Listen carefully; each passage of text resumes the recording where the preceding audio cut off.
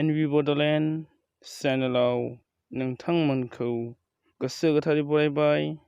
आं दिनै नोंथांमोननो मोननैसो निउस आपडेट लानानै फैदों।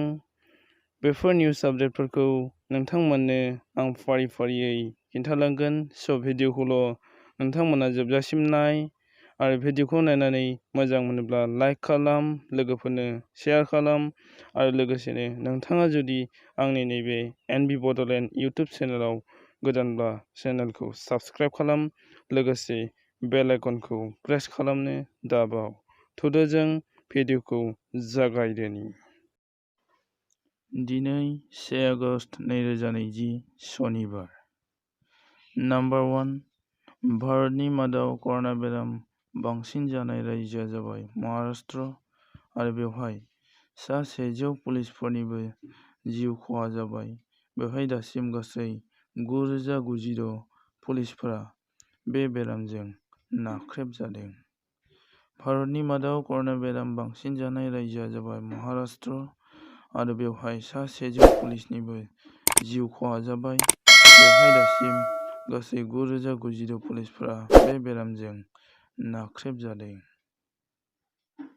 नाम्बार 2 भारतआव चीननि मोन 59 एपफोरखौ बन्द खालामनायाव टिकटकआबो मोनसे बन्द खालामजानाय एप आरो दायो बे एपखौनो जापानावबो बन्द खालामनो हागौ होननानै खोनानो मोन्दों, नाथाय दासिम बन्द खालामथ'वाखै। भारतआव चीननि मोन 59 एपफोर बन्द खालामनायाव टिकटकआबो दं। दायो जापानावबो बन्द खालामनायनि थिरांथा लादों।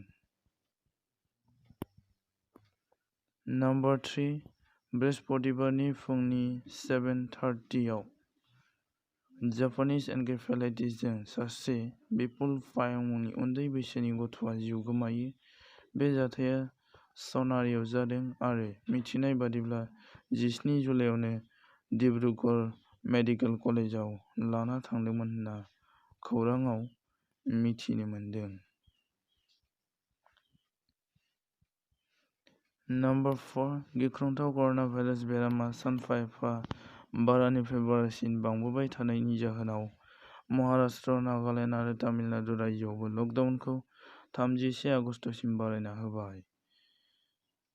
महाराष्ट्र, नागालेण्ड आरो तामिलनाडुआवबो लकडाउनखौ 31 आगस्तसिम बारायना होबाय। नाम्बार 5 मणिपुराव उदखारिफोरनि गाग्लोबनायाव आसाम राइफलनि 3 सुबुंनि जिउ खहा जादों आरो 4 सुबुंनि जखम जादों। बे जाथायाव आसामनि सासे दङ, मुङा प्रनय कलिता आरो बिनि गोथै सह'खौ मैया लाबोनाय जाबाय न'सिम। बे जाथायखौ सोर खालामदों मोजाङै मिथिनाय जायाखैब्लाबो पिपल लिबारेशन आर्मी (PLA) खौ सन्देह खालामनाय जादों।